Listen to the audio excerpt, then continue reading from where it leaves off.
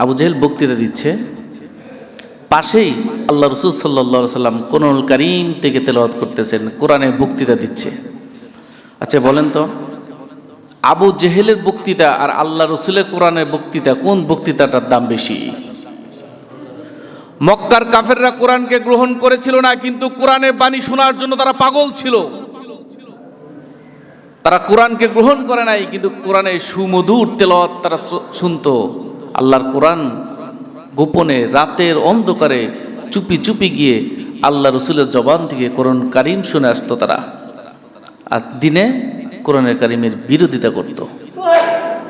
আবু জেহেল বক্তৃতা আরম্ভ করে দিয়েছে। আবু জেহেলের বক্তৃতা কি? মানব রচিত বক্তৃতা, নিজস্ব মন গড়া বক্তৃতা।